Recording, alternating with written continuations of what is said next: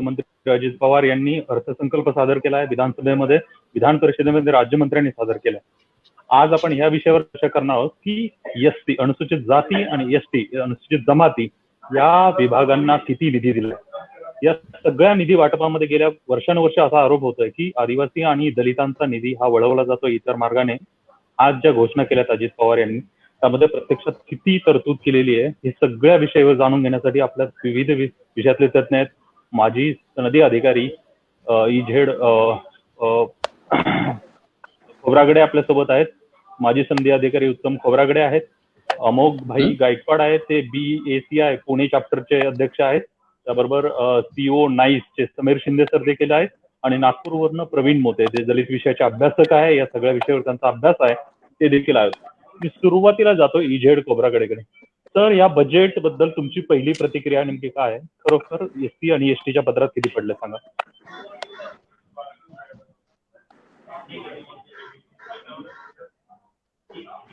Special component plan म्हणतो आणि आदिवासी उपयोजना ट्रायबल सब प्लॅन, ही याचं जे धोरण आहे ते केंद्र सरकारने 6व्या पंचवार्षिक योजनेपासून सुरू केलं. महाराष्ट्र सरकारने 1981 पासून सुरू केलं.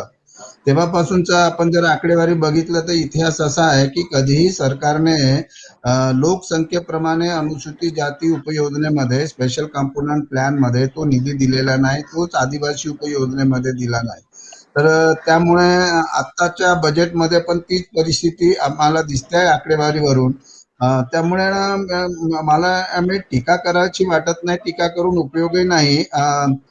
पण जसं आता मागच्या वर्षीचं बजेट महाविकास आघाडीने मांडलं होतं आणि त्यावेळेस प्लॅन बजेट झाला, खर्चाचा आकडा हा 1,15,000 कोटीचा होता आणि त्यावेळेस पण फक्त 9,668 कोटी शेड्यूल कास्ट साठी दिले होते आणि बाकीचा निधी तो नाकारला गेला होता. म्हणजे हे तेव्हाही घडलं.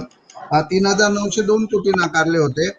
तेच ट्रायबलच्या बाबतीत घडलं आणि याही वर्षी आता खर्चाचा आकडा आपल्याला जो बजेटमध्ये दिसतो हायलाइट मध्ये, तो 1,30,000 कोटीचा दिसतो.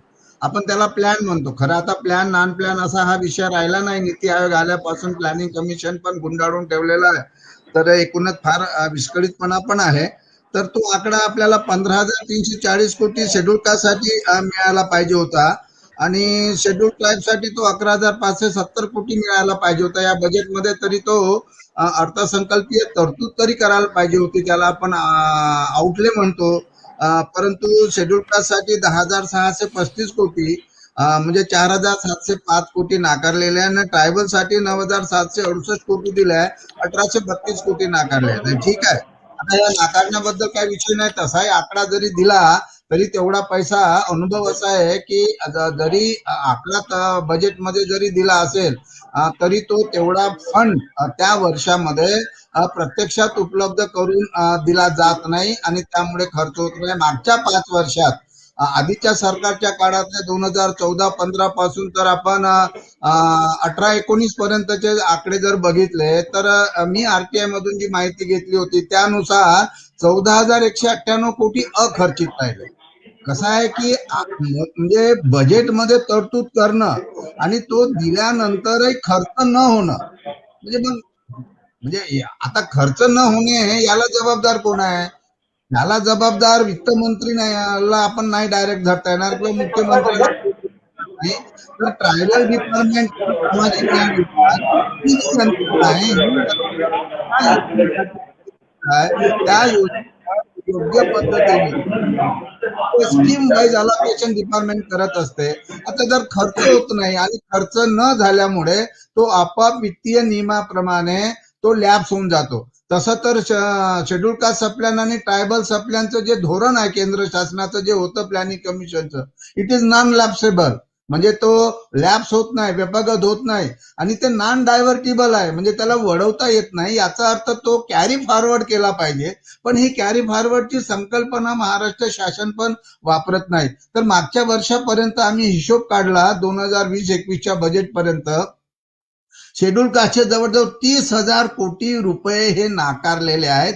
की जे त्यांच्या शैक्षणिक, सामाजिक, आर्थिक विकासावर, त्यांची बेरोजगारी दूर करण्यावर, त्याचं गरिबी निर्मूलन, त्यांच्या वस्ती मध्ये विकास झाला असता आणि एकूणच संविधानाचं जे प्रत्येक माणसाचं आणि त्यातल्या त्या शोषित वंचित वर्गाचं जे जगणं हे सुसह्य असलं पाहिजे, ते सन्मानाचं असलं पाहिजे, ते प्रतिष्ठेचं असलं पाहिजे. त्यासाठी हे directive principle of state policies आणि विशेषतः संविधानाचं आर्टिकल 46च्या लक्षात घेऊन हे जे सगळं केलं जातं, मला वाटते कुठंतरी राज्यकर्त्यांना ह्या डायरेक्टिव्ह प्रिन्सिपल ऑफ स्टेट पॉलिसीची मूलभूत गरजा भागवणं, मूलभूत सुविधा देणं आणि समाजातला जो वंचित शोषित वर्ग आहे, SC STचा वर्ग आहे, त्या पलीकडे जाऊन आपण भटके विमुक्त आहेत, मायनॉरिटीज आहेत, OBC आहेत, ह्या सगळ्यांचा पण प्रश्न आहे. म्हणजे त्या आणि म्हणून जी आकडेवारी दिली गेली आहे ही आकडेवारी अशी अपेक्षित होती.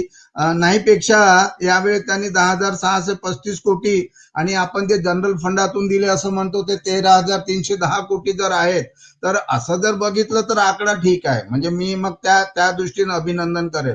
पण मग वर्षाच्या काठी यापैकी किती प्रत्यक्षामध्ये पैसा उपलब्ध करून दिला जाईल ना, तो खर्च किती होईल.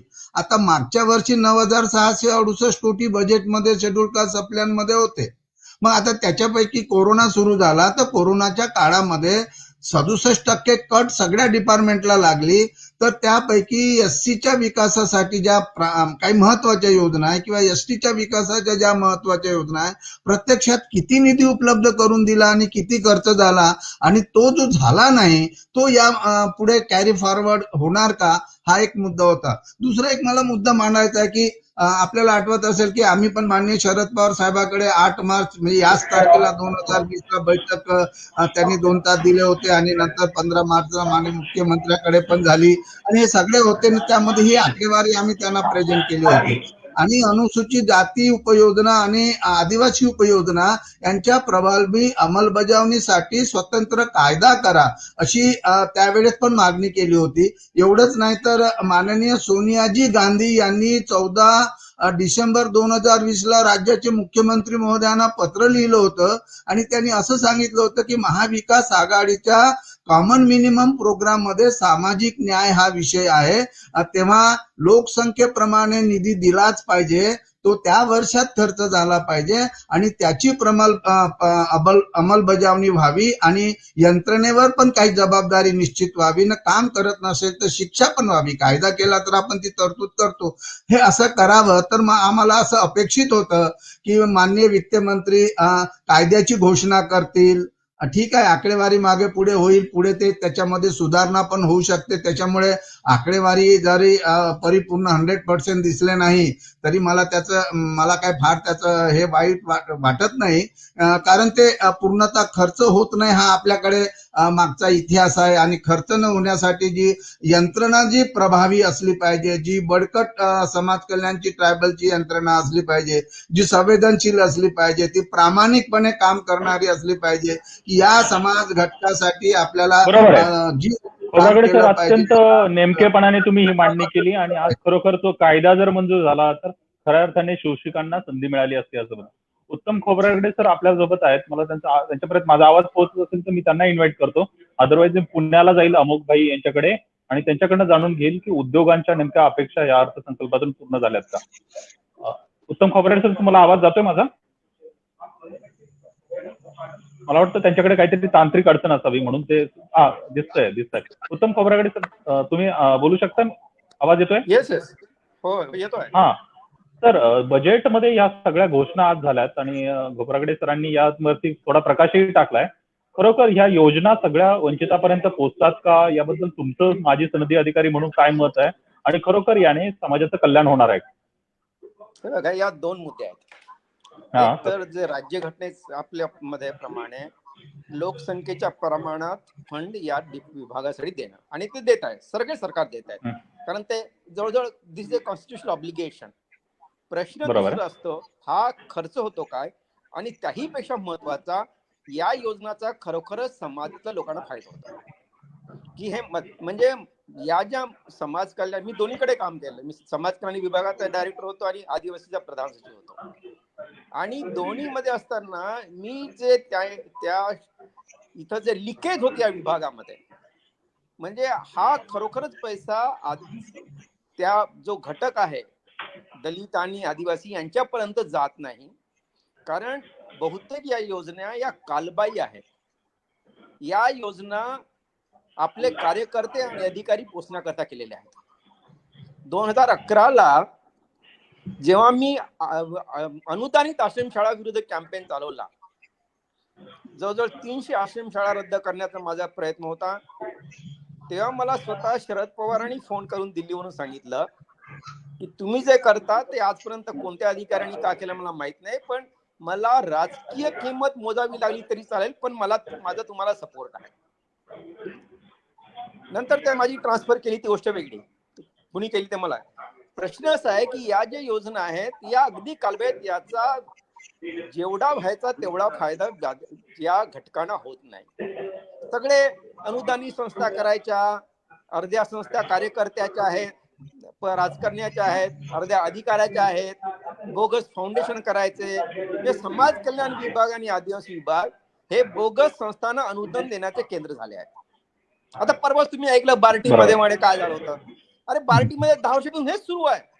बोगस संस्था करायच्या, फाउंडेशन करायचे, गाणे म्हणायचे, कार्यक्रम करायचे, आणि ते एकतरी क्वालिटी रिसर्च झालाय का तिथून कोणी हार्वर्ड मध्ये विद्यार्थी गेले आहेत काय शिकायला? बेसिक इश्यू आहे की याचा हे कसे आपल्या त्या घटकापर्यंत पोहोचतील. त्यावेळेस मी एक स्टेटमेंट केलं होतं की हा जर खरोखरच पैसा आदिवासी विद्यार्थ्यावर किंवा दलित विद्यार्थ्यांवर झाला तर त्यांना डून स्कूल्स एवढी फॅसिलिटी, एवढा पैसा आहे, पण आज त्यांची परिस्थिती म्हणजे जी आहे ती एक it is a crime against the humanity. हा पैसा नुसत्या बोगस संस्थांना द्यायचा, अधिकाऱ्याने अर्ध्या संस्था काढायच्या, फाउंडेशन करायच्या, राजकारण्यांनी अर्ध्या त्यांचं पोट व्हायचं, यासाठी सुरू आहे. या सगळ्या ज्या स्कीम आहेत याचे एकदा परत म्हणजे याचे हे व्हायला पाहिजे, ऑडिट, त्याला रिस्ट्रक्चरिंग करणं आवश्यक आहे.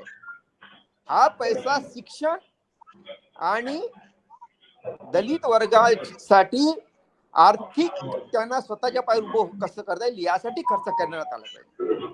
ते नेमकं होत नाही, पैसा खर्च होत नाही. आता घटनेमध्ये लिहिलाय म्हणून तो पैसा ठेवायचा, तो त्यातला असा बराचसा लॅप्स होतो. कारण म्हणजे मी तर आदिवासी विभागामध्ये 6 महिन्यात 3 योजना बंद केल्या होत्या, कारण मला माहिती आहे याचा आणि आदिवासीचा काही संबंध नाही.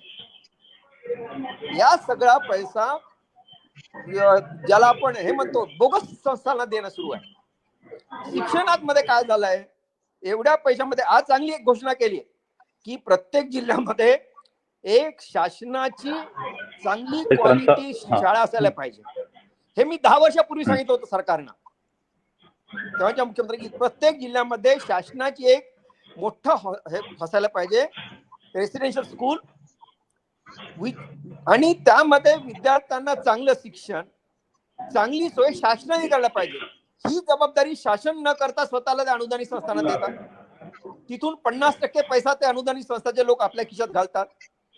शिक्षणाचा दर्जा चांगला झाला नाही, म्हणून बजेटमध्ये चांगली ही एक फारच चांगली आज मला वाटतं घोषणा झाली आहे की प्रत्येक जिल्ह्यामध्ये एक, आणि हा प्रामाणिकपणे राबवणं आवश्यक, प्रत्येक जिल्ह्यामध्ये एक शासनाने चालवलेली सुरुवात इथून करायला पाहिजे. अद्ययावत संस्थे शाळा आणि हॉस्टेल सुरू करायचं त्यात, आणि त्याबरोबरच दुसरी पण त्यांनी जी कल्पना अर्थमंत्र्यांनी मांडली की सीबीएसई पॅटर्न द्यायचं सहाय्यानंतर, अतिशय चांगली संकल्पना आहे. आणि हे सर्व करताना शासकीय यंत्रणेमार्फत करणं आवश्यक आहे. शासनाने ही जबाबदारी अनुदानित संस्थांना देऊन चालणार नाही. बार्टीसाठी 150 कोटी खर्च केलाय, चांगला आहे, पण मागच्या 10 वर्षाचा बार्टीचा हिशोब करा. बार्टी मध्ये म्हणजे एक अधिकाऱ्यांचं भ्रष्टाचारचं कुरण झालं आहे. नुसतं अनेक अधिकारी तिथं अननेसरी रिक्रुटमेंट सुरू आहे. हाच पैसा शिक्षण, तुम्ही जी योजना आहे शासनाची दादासाहेब गायकवाड शेती योजना, ज्या जमिनी विकत घेऊन द्यायचा, तिथं का नाही खर्च करत? सगळे अधिकारी फिरायला जातात बाहेर, तिथं बोगस अधिकारी सुरू आहे, बोगस संस्थांना पैसे देणं सुरू आहे. म्हणजे शासन आपलं पैसा बाजूला ठेवतं, पण त्याचा उपयोग होतो आहे काय? बार्टीच्या मागच्या 10 वर्षाचं सखोल विश्लेषण केलं तर अर्धे अधिकारी तुरुंगात जातील. इतकी वाईट परिस्थिती आहे त्याची. कालच म्हणे तुम्ही कोणाला तरी याला सस्पेंड केलाय, सस्पेंड होणार नाही.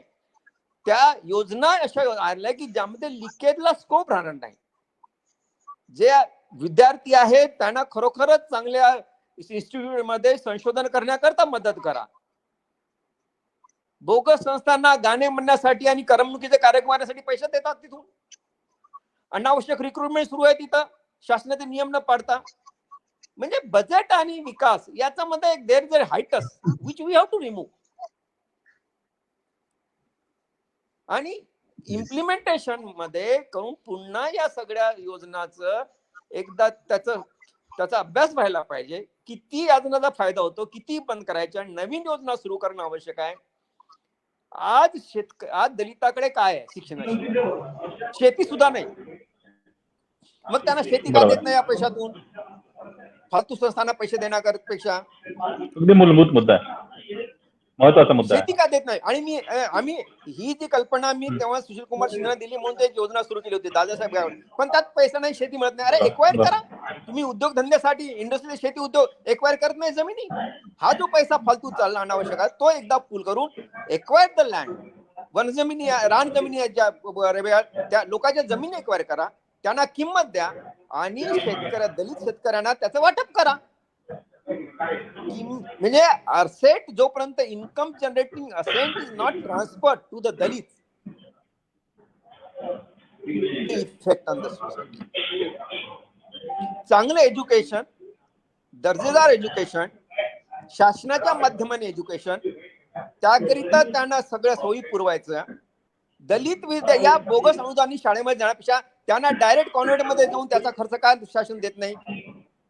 मी सुरू केलं होतं आदिवासी मध्ये. चंद्रपूरच्या कॉन्व्हेंट मध्ये आदिवासी विद्यार्थी पडत होतं आणि त्याचा सगळा खर्च शासनाकडून जात होता. मध्यस्थी कशाला पाहिजे या ना तुम्हाला? बंद करा या सगळ्या अनुदान धंदे. अनुदान त्यांचा धंदाच झाला. You cannot do charity at the cost of tax payer. ज्या नाही करायचं त्यांनी स्वतः चॅरिटी करावी. The government must shoulder the responsibility squarely to provide the quality education to the students, to provide the income generating asset to Dalits, create better facility in their settlement. ते आपण करत नाही आहोत.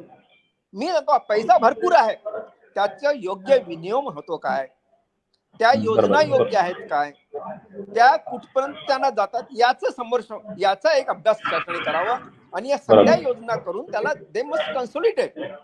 म्हणजे प्रामाणिकपणे ज्याच्यासाठी प्रयत्न होते, ऑब्लिगेशन आहे, पैसा देतो, हात मोकळे करतात, एजंट झाले आहेत. किती रोज अधिकारी काहीतरी संस्था, कुणाची समता फाउंडेशन होतं, कुणाची रिवायवल ट्रस्ट होतं, फक्त शासनाकडून पैसे घ्यायसाठी.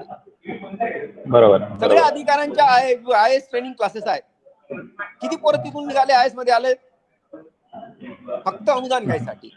हे अनुदानाचा धंदा बंद झाला पाहिजे. आणि हे जास्त समाज कल्याण आणि आदिवासी विभागामध्येच आहे. ही शासनाची जबाबदारी आहे. शासनाने ही जबाबदारी आपली पूर्ण करावी आणि विद्यार्थ्यांना क्वालिटी एज्युकेशन कसं मिळेल त्यांना फॅसिलिटी यासाठी व्यवस्था करावी. निश्चितपणे फार महत्वाचे मुद्दे मांडले सर तुम्ही. अगदी बेसिक मुद्दे मांडले. याच्यामध्ये निधीची तरतूद होती, परंतु ते तळागाळापर्यंत पोहोचते का काय? दलित, वंचित आणि शोषितांच्या आकांक्षा देखील बदलल्या आहेत, त्यांचं आकाश देखील बदललंय. तर त्या पार्श्वभूमीवरती अमोघ आपल्यासोबत पुण्यावरून जॉईन झाले. ते उद्योगामध्ये काम करतात. तर त्यांची ह्या बजेटकडे पाहून काय अपेक्षा होती, नेमकी खरोखर ती पूर्ण झाली आहे का? अमोघ भाई तुम्ही बोला. माझी ह्या अर्थसंकल्पाकडे एकदम संमिश्र प्रतिक्रिया आहे. कारण की अर्थमंत्र्यांनी एकदम ठोस भूमिका घ्यायला पाहिजे होती जे शेड्यूल कास्ट शेड्यूल ट्राईबचे उद्योजक आहेत त्यांच्यासाठी. कारण की मागील वर्ष आपण बघतो कोरोनामुळे अनेक उद्योग हे उद्ध्वस्त झाले आहेत. केंद्र सरकारकडून पण ठोस भूमिका घेतली गेली नाही आणि आज मला अपेक्षा होती राज्य सरकार याच्यामध्ये काहीतरी ठोस भूमिका घेईल, पण घेतली गेली नाही. आज अर्थमंत्र्यांनी मुख्यमंत्री रोजगार योजनेचा उल्लेख केला की त्यांनी सांगितलं पुढील 5 वर्षांमध्ये साधारण 1 ते 1.5 लाख उद्योग घटक तयार होतील. हे मला फार हास्यास्पद वाटतंय. कारण की जर तुम्ही 2 वर्षाचा जर लेखाजोखा काढला, 2019-20 मध्ये मी पुणे विभागाचा आकडा सांगतो, साधारण 1010 केसेस मंजूर केल्या होत्या DIC आणि कलेक्टरांनी, बँकेकडे पाठवल्या होत्या. त्यापैकी फक्त साधारणतः 70 केसेस मंजूर झाल्या. बँकेंनी लोन दिलं, त्यांना कर्ज मंजुरी झाली बँकेकडून, त्यांना निधी मिळाला बँकेकडून, आणि त्या 70 मध्ये फक्त 9 केसेस ह्या शेड्यूल ट्राईबच्या होत्या. 1010 केसमध्ये फक्त 9 केसेस ह्या शेड्यूल ट्राईबच्या होत्या. ह्याच्यामध्ये बँका कुठल्याही पद्धतीने सहकार्य करत नाही. बँका डायरेक्ट हात वरती करतं, ते सरकारकडे बोट दाखवतं. सरकार म्हणतं आम्ही हातबल आहोत, आम्ही बँकांना प्रेशर करू शकत नाही. मग तुम्ही हे घोषणा कशासाठी करता? फक्त लोकप्रिय घोषणा करायच्या, तिथं बाकं वाजवायची, ही एवढीच भूमिका आहे का फक्त? निष्पन्न काय झालं? माझं आव्हान आहे सरकारला की तुम्ही आकडे दाखवा मागील 2 वर्षाचे, मागच्या वर्षाचे, की किती जण उद्योजक तयार केले तुम्ही, किती उद्योजकांना तुम्ही लोन मिळवून दिलं, मंजुरी दिली, किती उद्योग उभे केले, आकडे सांगा ना. एक ते सांगणार नाही तुम्ही, फक्त 2021-22 मध्ये हे होणार पैकी झालं किती हे महत्वाचं आहे. आजपर्यंत किती उद्योग तयार झाले तर आकडे फक्त 9 आहेत. पुणे विभागाचं बोलतो मी स्पेशली. आणि त्याच पद्धतीने आता महात्मा फुले महामंडळाचं हीच अवस्था आहे. लोन मंजूर झालेले आहेत, लोकांना लेटर गेलेले आहेत, पण निधीच मिळाला नाहीये. मग तुम्ही मंजूर कशासाठी केला? लोकांना आश्वासनं कशाला दाखवताय? फक्त आश्वासनं दाखवताय तुम्ही, मंजुरीचं लेटर देताय तुम्ही, पण निधी नाही म्हणून तुम्ही ते सगळं गुंडाळून ठेवलेलं आहे सगळं प्रकरण. मग हे काय चालू आहे? म्हणजे जाणून बुजून केलं जातंय का हे? अनेक वर्षाचं जर आपण काढलं सगळ्यांचं, जसं मगाशी सर म्हणाले ऑडिट केलं पाहिजे, तर ह्या महामंडळ आहेत, ह्या ज्या स्कीम्स आहेत, सरकारने दरवर्षी ज्या लोकप्रिय घोषणा केलेल्या असतात ह्याचं बी ऑडिट केलं जावं. त्यातून आपल्याला पिक्चर क्लिअर होईल की काय निष्पन्न होणार आहे, यातून काय मिळालंय. आता तुम्ही म्हणता की आम्ही निधी देतो, एवढं तरतूद केली आहे, 1.5 लाख घटक उभे राहणार आहे. मी सांगतो याच्यातले 10,000 घटक बी उभे राहत नाही 5 वर्षामध्ये. जर सरकार अशा पद्धतीने चालू राहिलं, अशा पद्धतीनेच ते कार्यक्रम करणार असेल, काम करणार असेल, तर 10,000 घटक पण उभे राहणार नाहीये. मग ह्यातून आपण काय घ्यायचं? आपण कोणाकडे बघायचं? केंद्र सरकार पण हेच करते आणि राज्य सरकार पण हेच करते. म्हणजे काय झालंय की आता की कोणाकडून अपेक्षा ठेवायच्या आपण? महात्मा फुले मंडळाला ही अवस्था आहे. नंतर मागच्या एक लोकप्रिय घोषणा झाली होती, IDBI सोबत राज्य सरकारने जॉईंट व्हेंचर केलं होतं. एक doctor Babasaheb Ambedkar venture capital आणलं होतं. 200 करोडची ऑलरेडी तरतूद केलेली आहे. त्यातले किती वाटप झाले, किती प्रोजेक्टला मंजुरी केली, सरकारने जाहीर करावं. सरकार जाहीर नाही करत आहे. का बरं उशीर होतोय ते मंजुरी मिळण्यामध्ये? तरतूद असताना पण जर फंड मिळत नसेल, उद्योजकांनी काय करायचं? जे शेड्यूल ट्राईबचे आहेत, एक तर नोकऱ्या नाहीयेत, आरक्षण नाहीयेत, तो स्वतःच्या पायावर उभा राहतोय. सरकार जर त्याला मदत करणार नसेल तर सरकारची गरज काय? जर खाजगीकरण चाललंय तर सरकारचं बी खाजगीकरणच करा ना. कशाला सरकार पाहिजे? आम्ही असं पण झगडतो उभं राहतो, आम्ही तसं पण झगडून उभं राहू. आम्हाला असं पण सरकारचा सपोर्ट नाही, तसा पण नाहीये. त्यापेक्षा आम्ही आमच्या पायावर उभं राहतोय, आम्हाला सरकारच नको ना. मग जर आमचे प्रश्न तुम्ही उत्तरं देणार नसाल, आमचे प्रश्न सोडवणार नसाल, तर उपयोग काय? प्रत्येक घटकात हेच होत आहे की महात्मा फुलेचं ही अवस्था आहे. IDBI व्हेंचर कॅपिटल जे आहे, डॉक्टर बाबासाहेब आंबेडकर जी स्कीम आहे त्याची ही अवस्था आहे. जी 2019 ला मुख्यमंत्री रोजगार निर्मिती योजना चालू केली होती, त्याची पण हीच अवस्था आहे.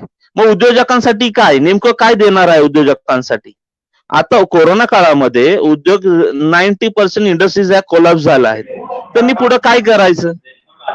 सरकारकडे काही धोरणं आहेत का? त्यांना अपलिफ्टमेंटसाठी काय मदत करणार आहे का? काय वेगळं पॅकेजेस देणार आहे का? आता आम्ही नवीन एक मागणी केली होती. आता सुभाष देसाईंना आम्ही भेटणार आहोत आमच्या बी संघटनेतर्फे, की जे तुम्ही मॅग्नेटिक महाराष्ट्र वगैरे जे कन्सेप्ट आणलेला आहे, तुम्ही मोठे MOU साईन करताय, त्यामध्ये आमचा वाटा कुठे आहे? जे शेड्यूल कास्ट शेड्यूल ट्राईब आहे त्याच्यात आमचा वाटा कुठे आहे? जे उद्योजक आहोत आम्हाला वाटा आहे का त्याच्यामध्ये? तुम्ही दर वर्षी सांगता आज एवढ्या 1,000 करोडचा MOU केला, तेवढा 1,000 करोडचा MOU केला. त्याच्यामध्ये तुम्ही काही तिथे हे कंडिशन्स टाकले आहेत का की शेड्यूल कास्ट शेड्यूल ट्राईब साठी तुम्ही एवढं पर्सेंट काय रिझर्वेशन देताय त्याच्यामध्ये, टेंडरमध्ये, कामामध्ये, प्रोसेसमध्ये आहे का काय वाटा आम्हाला? तर त्या वाट्यासाठी आमचे जे राईट्स आहेत ते मिळण्यासाठी आम्ही आता नेमकं कोणाकडे जायचं हे प्रश्न पडला. कारण की मागच्या सरकारकडून पण आम्ही हेच होत आणि ह्या सरकारकडून हेच होत आहे. निश्चितपणे महाकवी वामनदादा कर्डक म्हणाले होते, बाटा बिर्ला, माझा वाटा कुठे आहे? तशी परिस्थिती आज एवढ्या वर्षानंतर पुन्हा प्रत्येक समाजाच्या घटकामध्ये उपस्थित होत आहे. एक्झॅक्टली SEZ आहे, मॅग्नेटिक महाराष्ट्र पातळीवर. मग बरोबर. मी प्रवीण मोतेंकडे जाईल. नागपूरवरती अन्याय व्हायला नको म्हणून तिथेही आपल्याला समतोल साधला पाहिजे. प्रवीण मोते, तुम्ही सगळी चर्चा ऐकली, म्हणजे प्रशासकीय अधिकारी असतील, उद्योजक असतील, एसटी एसटीचे प्रश्न आहेत, शोषित वंचिताचे नाही राहिले, त्यांचं आभाळ मोठं झालंय. तुम्ही काय बोलाल याच्याबद्दल? तुम्ही काय बजेट आणि सगळ्या काय मांडणी, तुम्ही काय अभ्यास? खरं पाहिलं तर मी पब्लिक पॉलिसीवरती अभ्यास करतो, ज्यामध्ये मी इझेड खोबराडेकर सरांचं ऐकत होतो, ज्यामध्ये ती मांडणी फार चांगली होती आणि अमोघजींसोबत मी सहमत आहे. कारण मी गेल्या 25 वर्षापासून प्रशासन आणि शासन हे दोन्ही गोष्टी फार जवळून पाहतो, कारण मी गाव स्तरावरती काम करतो. कारण धोरण जे आहे केंद्र सरकार आणि राज्य स्तरावरती जरी बनत असेल, तर मायक्रो लेवलवरच्या जे अमोघजी सांगत होते तशा स्थिती ही काही सगळीकडे चांगली नाही असं काहीच नाही. तर जर आपण जेव्हा बघतो की सामाजिक, आर्थिक आणि राजकीय अधिकार आहेत आणि ती स्थिती प्रगतीचा अहवाल जर बघितला, तर आपण थोड्या प्रमाणात सामाजिक मध्ये आलो ना, आर्थिक मध्ये तर कुठेच नाही, आणि राजकीय तर फारच वेगळी गोष्ट आहे. ते नावानुरूपास आपण एक आदिवासी किंवा दलित आमदार निवडून देतो आणि खासदार पण निवडून देतो, ते फक्त नावापुरतच आहे. कारण ते कुणासाठी तरी काम करत असतील. मला असं वाटत नाही की जे जवळपास सामान्य जनता आहे, जी ज्या विभागाची आहे, 12% शेड्यूल कास्ट आणि 8% आदिवासी, असे दोन जरी प्रयत्न जरी असले, तर केंद्राचे पैसे 1,00,000 करोड आणि राज्याची किती जरी आकड्याची तरतूद जरी असली, मी थोड्या दोन गोष्टींवरती काम करतो. एक तर मायक्रो लेवलवरती जर तुम्ही बघाल तर एक अॅन्युअल प्लॅन म्हणून येतो आणि एक डिस्ट्रिक्ट वाईज प्लॅन म्हणतो. तर एक तुम्हाला दोन तीन उदाहरण सांगतो की नागपूर जिल्ह्याच्या डीपीसीसी मध्ये लायब्ररीसाठी किती पैसे हवेत, तर मोजून 1,00,000, आणि ज्याच्यामध्ये 28 ते 30 लायब्ररीज नागपूर शहरात आहे. आणि दुसरी गोष्ट म्हणजे तुम्ही जर आदिवासींच्या त्या डिस्ट्रिक्ट वाईज प्लॅन मध्ये जर गेले, तर आकडेवारी जर बघाल तर कोणत्या स्कीम मध्ये माहितीये का, मोजून 8च लोकांना दिल्या जाते. जसं रमाई घरकुल योजना असेल तर 28 लोकांसाठी असेल. आपल्याला वाटते की ते 280 करोड दिले आहेत, 500 करोड दिले आहेत. 3,500 अनुसूचित जाती, जे आपण पेसा क्षेत्र म्हणतो, त्या 3,500 गाव आहेत. ते 3,500 गावांना जरी 1 करोड दिले तरी 3,500 करोड होतील. तर असं जर बघितलं तर हिशोबाने काही गावं तर आपल्या स्वतःहूनच मोठे झालेत. मी एक उदाहरण सांगतो आणखी, की जसं वनाधिकार कायदा आला, मगाशी सरांनी स्वाभिमान योजना सांगितली, दादासाहेब गायकवाड. लोक तयार आहेत विकत घ्यायला व अर्ज करतात, पण सरकारच विकत घेऊन द्यायला तयार नाही. त्यांचं असं म्हणणं आहे की मॉनिटरिंग टर्म्स मध्ये ती जमीन विकत घेऊन देणं परवडत नाही. आणि दुसरी गोष्ट म्हणजे, जर मी आता एक उदाहरण सांगतो, वनाधिकार कायद्याअंतर्गत देशामध्ये 2006 मध्ये एक कायदा आला चांगला. तर त्या कायद्यामध्ये जर बघाल तर महाराष्ट्रामध्ये 1,75,000 व्यक्तींना व्यक्तिगत दावे जमीन त्यांच्या नावे झाली. 1,75,000, ज्याच्यामध्ये जर 60% आदिवासी असतील तर 30% दलित आहेत, ज्यांच्या विकासासाठी गेल्या 2006 आणि आज आहे 2021, इतक्या वर्षानंतर जमीन ताब्यात आल्यानंतर त्याच्या जमिनीचा विकास व्हावा असं कोणत्याही आदिवासी विभागाला वाटत नाही. तुम्ही अर्ज जरी केला तरी ते आमच्याकडे अशी योजनाच नाही. आणि खरं पाहिलं तर ट्रायबल सब प्लॅन मध्ये आपण ऍग्रिकल्चर विभाग, अॅनिमल हजबंडरी विभाग, अशा विभिन्न आणि विविध जे राज्याच्या आपण अॅन्युअल स्कीम आणि डिस्ट्रिक्ट स्कीम म्हणतो त्याच्यामध्ये पैसे दिलेत. पण पैसे या SC STचा जो शेअर होल्डर आहे, जो 20%, आपण 20-21% म्हणू, त्याच्यात कुठेही याच्यात इतकी तफावत आहे की तुम्ही जर मायक्रो लेवलवरती जाल तर खरं पाहिलं तर शून्य आकडेवारी आहे. ते डबे रकानेच्या रकाने खाली आहेत. मला वाटतं खोब्रागडे सर माझ्या मताशी सहमत असतील. तर याच्यासाठी करण्यासाठी मगाशी सर पण म्हणाले की याचा कायदा हवा. खरं पाहिलं तर 2013 मध्ये कर्नाटक सरकारने कायदा केला. त्याला खरं पाहिलं तर प्लॅनिंग, मॉनिटरिंग, इव्हॅल्युएशन या 3 गोष्टी फार महत्वाच्या आहेत. तर त्या कर्नाटक सरकारने SC ST प्लॅनसाठी अंमलबजावणीसाठी असं एक मॉनिटरिंग कायदा तयार केला. आणि त्या कायद्याची खरं तर मला अजून माहित नाही, त्याचा अभ्यास झाला नाही आहे की किती 2013 पासून तर 2021 पर्यंत किती आतापर्यंत अंमलबजावणी झाली.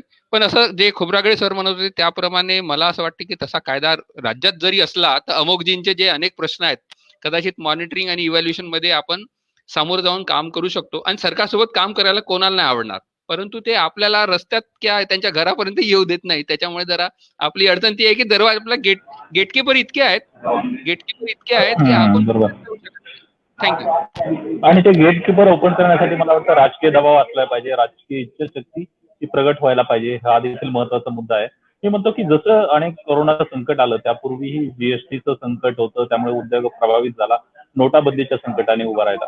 म्हणजे समीर शिंदे सारखा उद्योजक आहे, तो नाईस सारखी संस्था उभी करतो आणि वेगवेगळ्या संकटांना मात करून तो आज पुन्हा उभा राहतो तिथे. तर त्याची काही बजेटकडनं अपेक्षा होती, ती खरोखर पूर्ण झाली का? समीर, तू काय सांगशील? तुझ्या बजेटकडनं अपेक्षा काय होत्या, त्या पूर्ण झाल्यात का? आणि जर नसतील झाल्या तर नेमके काय अपेक्षा आहे तुझ्या? नक्कीच. माझंही अमुकप्रमाणेच एक संमिश्र भावना आहे बजेट बद्दलची. सगळ्यात आधी तर जे काही कमिटमेंट होतं ते पूर्ण होत नाही, आपण सगळ्यांनीच आता इथे सांगितलं आणि आपल्याला सगळ्यांकडनंच ते कळालंय. अमोघने ज्या गोष्टी सांगितल्या त्याच्यावर मी आणखीन काही 2-3 गोष्टी ऍड करू शकतो, की हे एक सायकल बनवून ठेवली सिस्टमिक लेवलवरती, की एका वेळेला तुम्ही हे सांगता कंपनीजला अफर्मेटिव्ह ऍक्शनचा एक प्रमोशनल स्ट्रॅटेजी बनवायला सांगता, की अफर्मेटिव्ह ऍक्शन्स घ्या, त्याखाली तुम्ही एससी एसटी एंटरप्रेन्योर्सला कामं द्या, आणि मग त्याच कंपनीजला ही कारणं द्यायला लावता की आम्हाला एससी एसटी कॅटेगरी मधले एंटरप्रेन्योर्सच मिळत नाही किंवा तिथले उद्योजकच मिळत नाही आम्हाला कामं पूर्ण करून घेण्यासाठी, मग ते आम्ही कसे करावे, मग ती ऑटोमॅटिकली कामं इतर लोकांकडे जातात. त्याचबरोबर हीच लोक मग पुन्हा असे कुठलेच प्रयत्न करत नाही जेणेकरून उद्योजक उभा राहावा. आता मागच्या 5 ते 6 वर्षामध्ये वेगवेगळ्या गोष्टींना सामोरं जावं लागलं. सगळ्यात आधी नोटबंदी झाली, त्याच्यामुळे झालेला इम्पॅक्ट तर आपण मेजरच केला नव्हता अजून. म्हणजे आता कुठे ते 2-3 वर्षानंतर कुठेतरी ती उद्योजक पुन्हा उभी राहायला लागली होती. तिथे पुन्हा करोनाचा इम्पॅक्ट झाला. ह्या इम्पॅक्टचं कन्सिडरेशन कुठेच नाहीये अख्ख्या बजेटमध्ये, की याच्यासाठी सरकार काय करत आहे किंवा ह्या बजेटपैकी ह्या स्पेसिफिक गोष्टीसाठी काय अलोकेट केलं गेलंय. आता हा इम्पॅक्ट झाल्यानंतर सगळ्यात मोठी आणि त्यातल्या त्यात एससी एसटी एंटरप्रेन्योरसाठी उद्योजकांसाठी सगळ्यात मोठी आणि इम्पॉर्टंट बाब हे सरकार सुरुवातीपासूनच विसरलंय. अफर्मेटिव्ह ऍक्शन जेव्हा तुम्ही सांगता तेव्हा तुम्ही अज्युम करून चालता की तुमच्याकडे उद्योजक तयार आहेत. आपण हे लक्षात घ्यायला पाहिजे की एससी एसटी कॅटेगरीमध्ये ही उद्योजकांची पहिली पिढी आहे. ठीक आहे, त्या पहिल्या पिढीला आज उद्योग निर्माण करायचे, त्यांच्या आयडियाज आहेत, त्यांच्याकडे एनर्जी आहे, त्यांच्याकडे ऑपॉर्च्युनिटी आणि माहितीचा एक छोटासा जो वॉइड आहे तो फुलफिल केला पाहिजे. जेव्हा तुम्ही एक सर्टन अमाऊंट कमिट करता उद्योजकतेसाठी तर ती अमाऊंट डिस्बर्स कशी होणार याबद्दल काहीच क्लॅरिटी नसते. प्लस असे कुठलेच इन्स्ट्रुमेंट तयार केले जात नाही जेणेकरून ती अमाऊंट ह्या उद्योजकांपर्यंत पोहोचेल. जसं अमुकने आता मेन्शन केलं की एखादा आयडीबीआय व्हेंचर फंड बनतो, पण तो अशा ठिकाणी असतो जिथे त्याचा ऍक्सेसच मिळत नाही लोकांना. तो ऍक्सेस मिळण्यासाठी वेगवेगळे इन्स्ट्रुमेंट्स तयार करणे हे फार गरजेचं आहे लॉंग टर्म पर्यंत. तसं कुठलाच पाऊल उचललं जात नाही. इन्क्युबेशन सेंटर्स क्रिएट करणं फार गरजेचं आहे, कारण पहिली पिढी असल्यामुळे कुठलंच गाईडलाईन नाहीये तुमच्याकडे की आपण उद्योग कसा उभा करावा, तो कसा पुढे न्यावा, त्यामध्ये येणारे खाचे खळगे कुठले, ते कसे भरून काढावे. त्यामुळे आता जी पिढी उद्योग तयार करते तिला पुढच्या पिढीला देता येईल, पण ह्या पिढीला देणारा एक इन्क्युबेशन सेंटर नावाचा एक जो सपोर्ट सिस्टम असतो तो सपोर्ट सिस्टम तयार करायला ते एफर्ट्स घ्यायला पाहिजेत. हे एफर्ट्स मागच्या 20 वर्षापासून म्हणेल मी झालेलेच नाहीयेत अजिबातच. जेव्हापासून उद्योजकता खऱ्या अर्थाने मूळ धरायला लागली या समाजामध्ये तेव्हापासून एफर्ट्स व्हायला सुरुवात व्हायला हवी होती. ते झाले नाहीयेत, आजही ते होत नाहीयेत. बऱ्याच संस्था मागच्या 10 वर्षामध्ये उदयास आल्या ज्या ह्या लोकांना एससी एसटी एंटरप्रेन्योर्सला सोबत घेऊन चालल्या. त्या संस्थांना सरकार रेकग्नाइज करत नाहीये.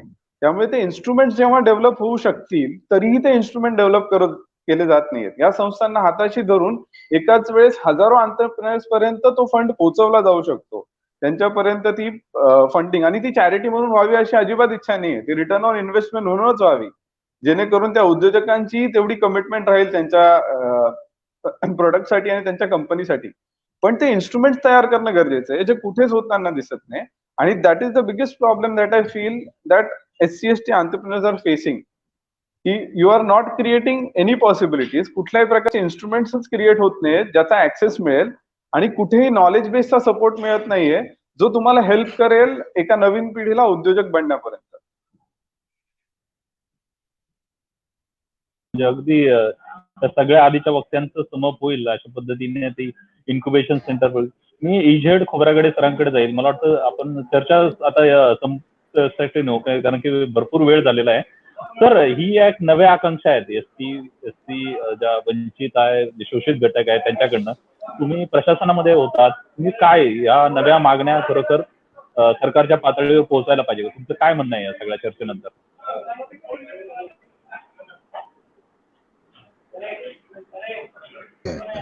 हे काही नवीन काहीच नाही. आपल्याला माहित असेल की 2003-4 ला एक सामाजिक न्यायाचं बजेट मांडण्यात आलं होतं जेव्हा सुशील कुमार शिंदे साहेब मुख्यमंत्री होते आणि सामाजिक न्याय मंत्री हंडोरे साहेब होते. तर त्यावेळेस ज्या काही महत्वाच्या योजना आल्या त्याच योजना आजही चालू आहेत. म्हणजे सुरुवातीच्या काळात त्या योजना चांगल्या चालल्या कारण तिकडे लक्ष देण्यात आलं आणि मधल्या काळामध्ये म्हणजे विशेषतः माझा जो अनुभव आहे तर 2010 पासून याकडे दुर्लक्ष सरकारचंही झालं आणि प्रशासनाचंही झालं. आता सरकारचं दुर्लक्ष झालं की प्रशासनही दुर्लक्ष करत असतं. तर एक राजकीय इच्छाशक्ती मागासवर्गीयांच्या कल्याणाची ती असली पाहिजे तर मी एक माझ्या मला काही असा संकोच नाही बोलायला की ही राजकीय इच्छाशक्ती ही राज्यकर्त्यांमध्ये नाही, ती सामाजिक न्याय फक्त बोलून चालत नाही, तर सामाजिक न्याय तो घडवून आणण्यासाठी स्वतः पुढाकार घेऊन प्रयत्न करावा लागतात ना, ते प्रामाणिक प्रयत्न करावा लागतात, ते दिसले पाहिजे. त्याचा अभाव आहे. मागच्या सरकारमध्ये पण तेच झालं. म्हणजे आता आपण कोरोना आहे असं म्हणू, पण मागच्या 5 वर्ष जे आहे त्याच्यातले जे खर्च, आता जसं ते उत्तम खोब्रागडे साहेब म्हणत होते, प्रवीणजी म्हणत होते, हे सगळे मुद्दे आम्ही 1 वर्षापूर्वी सरकारच्या पुढे मांडले ना. म्हणजे ज्याची चर्चा झाली हे सगळे मांडले. दादासाहेब गायकवाडांची योजना, त्याच्यात आम्ही पर्याय सुचवला की जर जमिनी विकत मिळत नसतील तर त्या माणसाला आर्थिक उन्नतीसाठी तुम्ही त्याला छोट्या मोठ्या उद्योगधंद्याला डायरेक्ट पैसे त्या स्कीमची योजना म्हणून द्या. म्हणजे आता कसं आहे की जमीन मिळाल्या म्हणजे तो शेतकरी झाला, जो जमिनीची क्वालिटी काय असेल मिळालेल्या, ती खरोखर त्या शेती उत्पन्न घेऊन तो त्याची आर्थिक उन्नती होणार आहे का? इकडे शेतकऱ्यांचे अनेक प्रश्न निर्माण झाले. त्यापेक्षा छोट्या मोठ्या उद्योगधंद्याकडे वळून त्या स्कीमची एक सब स्कीम करून करा, अशी आम्ही सूचना 1 वर्षापूर्वी दिलेली आहे. जे बार्टीचं काम असेल, समता प्रतिष्ठान असेल, 125व्या जयंतीमध्ये जे एकूणच काय एक सामाजिक न्याय विभागाचं रिस्ट्रक्चरिंग आणि त्याचं स्ट्रेंथनिंग करा. आणि तुमच्या माहितीसाठी सांगतो, मी पण समाज कल्याणचा डायरेक्टर होतो, तर आम्ही एक व्हिजन डॉक्युमेंट 2010ला 17 फेब्रुवारीला मान्य करण्यात आलं होतं. आता त्या व्हिजन डॉक्युमेंट मध्ये ज्या ज्या गोष्टी आहेत त्या पण पुढे करता आल्या नाही मंत्री परिषदेने मान्य असल्यानंतर. मुद्दा तोच आहे की लोकसंख्येप्रमाणे बजेट द्या, आकडा ठेवा, हा एक विषय झाला. ठीक आहे, ठेवा तुम्ही, परंतु पुन्हा तो त्याचा योग्य प्रकारे विनिमय होण्यासाठी जो कायद्याच्या रूपातून जबाबदारी निश्चित, कायदा असला तर आपल्याला जबाबदारी पण टाकता येते. जसा अॅट्रॉसिटीचा कायदा आहे, जबाबदारी आहे. आरक्षणाचा कायदा आहे, जबाबदारी आहे. असा हा कायदा करायचा राज्याने केला. प्रश्न तर विचारता येईल. आता गाईडलाईनच्या माध्यमातून चाललं तर गाईडलाईन ह्या काही बंधनकारक नाही आहे. आता जसं प्रवीणजी म्हणाले, गोष्ट खरी आहे की पूर्वी मला आठवते की 8-9 पर्यंत जिल्ह्याच्या डिस्ट्रिक्ट प्लॅन मध्ये, समाज कल्याण मध्ये जवळजवळ 50%, कारण स्टेट मधला जो प्लॅन तयार होतो त्याच्यातला राज्य स्तरावर, मंत्रालय स्तरावर आणि जिल्हा स्तरावर जो डीपीसीच्या माध्यमातून चालवला जातो, त्याचे पालकमंत्री अध्यक्ष असतात डीपीसीचे आणि कलेक्टर त्यांच्या माध्यमातून. आता त्याला पैसे समाज कल्याण मध्ये जवळजवळ 35-40%च्या वर दिले जात नाही. सगळा पैसा हा राज्य शासन आपल्याकडे आपल्या लेवलवर एकवटण्याचा प्रयत्न करत असतो. जिथे डिसेंट्रलायझेशन व्हायला पाहिजे तिथे सेंट्रलायझेशन व्हायला, छोट्या छोट्या गोष्टीला तुम्ही तिकडे जा. मग तुम्ही डीपीसी कडे स्कीम का नाही ट्रान्सफर करत? रमाई घरकुल सारखी योजना आहे. आता रमाई घरकुलचं आम्ही बघितलं की 2008-9 मध्ये आलेली योजना आहे. 2010-11 पासून तर 17-18 पर्यंतची जी आरटीआयची आम्ही माहिती घेतली तर 8,26,000 उद्दिष्ट होतं मंजूर, आणि त्याच्यातनं फक्त 3,70,000 म्हणजे 4.5 लाख जवळजवळ घर उद्दिष्ट असून पूर्ण नाही. पैसा आहे ना, एकीकडे पैसा आपण दरवर्षी बघतो खर्च होत नाही. म्हणजे पैशाचा प्रश्न नाही आहे. म्हणजे जे आहे त्या पद्धतीने करा, नसेल तर पुढच्या वेळेस मागा. पण जे पैसे आहेत ते खर्च करणारी परत तीच आहे, कमिटेड सर, ब्युरोक्रेसी, कमिटेड परत यंत्रणा तोच मुद्दा येतोय आज की आपल्याकडे राजकीय दिसत इच्छा, नाही. ती कशी नाही, तयार राजकीय, करायची आणि तो त्यांच्यावर म्हणजे राजकीय इच्छाशक्ती हाच खऱ्या अर्थाने सगळा मुद्दा आहे. आणि मला वाटतं डॉक्टर बाबासाहेब आंबेडकरांनी देखील याच दिशेने आपल्याला दिशादर्शन केलं होतं की राजकीय इच्छाशक्ती आणि राजकीय कृती ही देखील या उत्थानासाठी महत्वाची आहे. शोषित वंचितांचा प्रश्न महत्वाचा आहे. मला वाटत नाही की आता कुठल्याच चॅनलवरती, कुठल्याच प्रसार माध्यमांवरती ही चर्चा सुरू असेल अशी, परंतु ही चर्चा करणं गरजेचं आहे राज्याचा अर्थसंकल्प मांडताना. आणि अत्यंत चांगले मान्यवर मला उपस्थित या ठिकाणी राहिले. मी समीर शिंदेचा आभार मानतो, मी अमोघबाईंचा आभार मानतो, इजेड खोब्रागडे त्यांनी अभ्यासपूर्ण मांडणी केली त्यांचा आभार मानतो, प्रवीण मोतेंचा आभार मानतो, उत्तम खोब्रागडे सरांचा आभार मानतो. आणि मी म्हणतो ही सुरुवात आहे, ही चर्चा ही सुरुवात आहे, हे फाउंडेशन आहे. आणि मॅक्स महाराष्ट्र ही चळवळ पुढे नेण्यासाठी प्रयत्न करणाऱ्या प्रसार माध्यम म्हणून या शोषित वंचितांचे प्रश्न सरकार दरबारी मांडून एक दबाव गट तयार करून ते सगळ्या प्रलंबित मागण्या त्या पूर्ण करण्याच्या दृष्टीने आपल्या सोबत असेल याची ग्वाही देतो आणि आज या ठिकाणी थांबतो. अर्थसंकल्पाच्या रिलेटेड इतर काही शेतीमध्ये तरतुदी, उद्योगाच्या तरतुदी त्या माझे इतर सहकारी विश्लेषण करून सांगतायत. आपण www.maxmaharashtra.com या वेबसाईटवर पाहू शकता. आमचं फेसबुक पेज आहे, त्यावरती आपण लाईक करू शकता, आपल्या प्रतिक्रिया देऊ शकता आणि युट्यूब चॅनलवरतीही आपण सबस्क्राईब करून आयकॉन दाबू शकता. मी इथे थांबतो. विजय गायकवाड, धन्यवाद सगळ्यांचे, आभार. मॅक्स महाराष्ट्राचे अभिनंदन. तुम्ही